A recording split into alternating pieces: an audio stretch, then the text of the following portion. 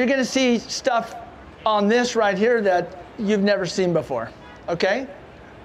I invented something 4 years ago. Now, how many of you out there actually drop shot? Any hands? Okay, a number of you. You gotta tie the polymer knot, right? Not anymore. I don't tie any polymer knots. Watch this. Can you do this with your polymer knot? Raise it up. What if that fish is right on the bottom and you're looking at the graph, right? And that fish is right on the bottom in the wintertime like that. I could take this down and I can slide that right on down, right to the fish, right where they're at. Those are bobber stoppers. They sell them in all the stores. Sportsman has it, Bass Pro Shop has it, Tackle Warehouse has it. I buy these by the 100 packs, but they're real inexpensive to buy. This is something I came up with four years ago because some of my seminars are a lot of older gentlemen in there, and they don't like tying any knots. So I was in a tournament last 3 weeks ago over at Roosevelt Lake, and I pre-fished on Thursday and I pre-fished on Friday. Tournament came Saturday. I caught 3 fish on Thursday. It was muddy. The lake is coming up, you know, and it's all muddy, and I was trying to fish where the clear water meets the muddy water, and sometimes that can be good. So this is the setup I was using. A brush hog with a Texas rig. All right, just a wetter watermelon green brush hog. And Max, tell him yell out, what brush hog was I using? 5150. So we're debuting that today. You can buy brush hogs in Zoom and anything, you know. So all I wanted to do was catch 5 fish. That's all I wanted. I didn't want to go in because the fishing was so lousy at Roosevelt a month ago, 3 weeks, a month ago. I didn't want to go in with 1 fish or 2 fish like everybody else. So I cast it out there. I fished for 2 hours. Never got a bite. 2 hours, you know. Of course, all the guys around me, nobody got a bite, right? So we, whoops, uh-oh, I felt something hit it. Oh, I felt something, Max. Something's nibbling on that. Yep, there he is. Look at, he's biting on it. He's a fish? So all of a sudden, I'd catch one on the worm. Then the next thing, I'd catch it on the brush hog. Then I'd catch one on the worm. Then I'd catch one on the brush hog. But I had a double chance of doing this, right? So, oh boy, look at that guy. He don't want to let go of that. Look at that. He's, whoa, that's a big one, Max. Whoa, he got off. So we ended up catching 11 fish. Now, sometimes I would replace this brush hog with a Yamamoto double tail. Y'all, if you fish, you know what that is. They're very expensive, $8.95 for 8 of them, $1 a piece or something. So I replaced it with that, using that. And so I was using that for a while, and then I was thinking in my head, you know how you fishermen think, wow, I wonder if I could use a Carolina rig. And I'm thinking, I said to my partner, I said, hey, James, I said, you got any Carolina rigs down in your, I was in another boat, I was fishing on the back. Makes me a better fisherman if I fished on the back of the boat.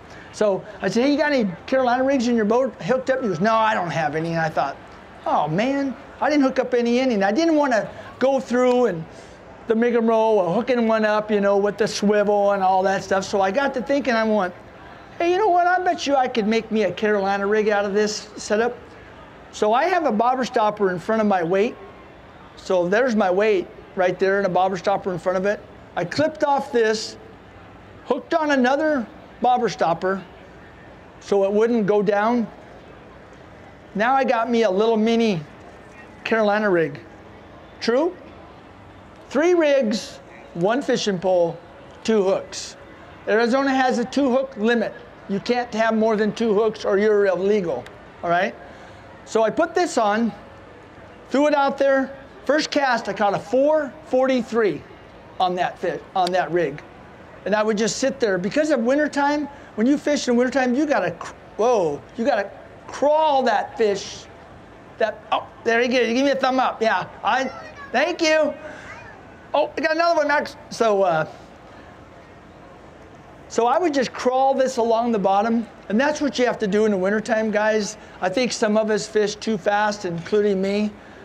sometimes you get out there anxious and you're trying to throw it out, reel it in, throw it out, reel it in. I think a lot of dads and daughters and dads and little kids fishing all the time. So it's hard for me to tell them to slow down, you know, let your bait sit there a little bit. Okay, reel a little bit. Oh, there he is.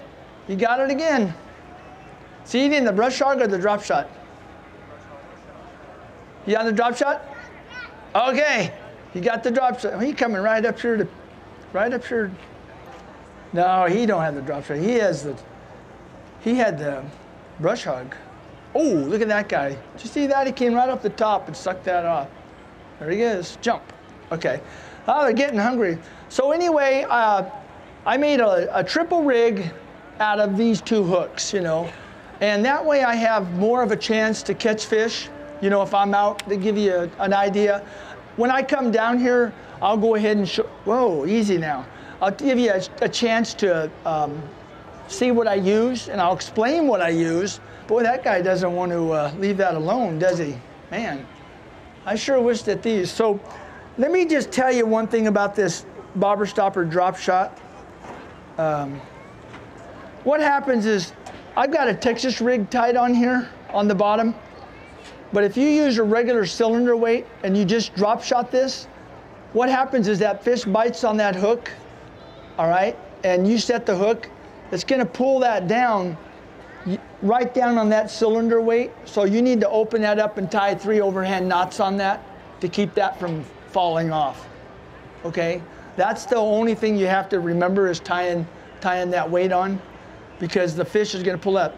You know what, folks, when it gets cloudy, let me tell you, fish bite a lot better when it's cloudy instead of sunny. You know why? Can anybody guess why? Max, you know why? Fish do not have eyelids. Bass do not have eyelids, and if there's no sun out, whoops, no wonder that didn't sink. That fish is just going around with my bait. It's like taking a dog for a walk. So that's why when the sun's not there, the fish will move up, close the bank, and you can catch the fish a lot easier. Wow, look at that. They're biting good, aren't they? They don't bite this good when the sun's out, trust me.